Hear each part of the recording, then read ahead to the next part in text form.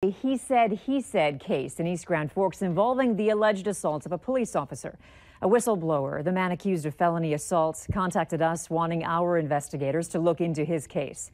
Valley News Team's Ryan Laughlin has why police say it's cases like this that make body cameras a needed tool for the department.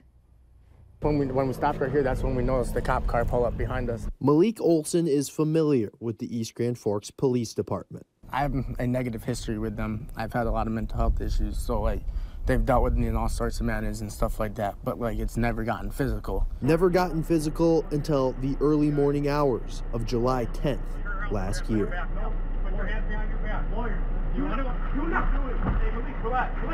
Olson was the passenger during a traffic stop. Cops said they smelled weed and found some in the car, giving the driver a citation. Olson, on the other hand, is facing a felony assault charge. At this point, when I was standing in the car and he charged at me, I was really afraid I was going to get shot. Given the circumstances with what's going on, that was my first instinct, was I need to defend myself. It's less clear what happens after Olson and the officer tumble out of the dash cam view.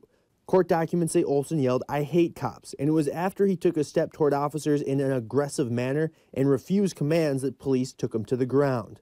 Then it says Olson began swinging his hands, fighting with the officer, resulting in a painful scrape on the officer's arm. But soon there will be another vantage point. Body cam, wherever the officer goes, essentially wherever they're turning their body, that camera is going to be focused on. East Grand Forks police say they were using body cameras around 6 years ago, but then lawmakers required each department to create detailed policy about when and how to use them. So at some point they went on the shelf until now. I really do think it's going to help us in a number of different ways. Chief Headland says body cams were not being used last summer. Olson says he too would have liked to see body cam footage from that night to see exactly what happened. From East Grand Forks, Ryan Laughlin, Valley News Live. Police wouldn't comment on Olson's case because it is still moving through the judicial process.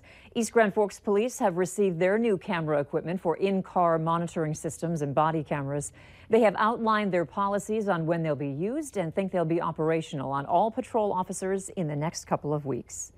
And if you need help uncovering fraud and corruption in your community, call our whistleblower hotline, 237-6576, and leave your tip.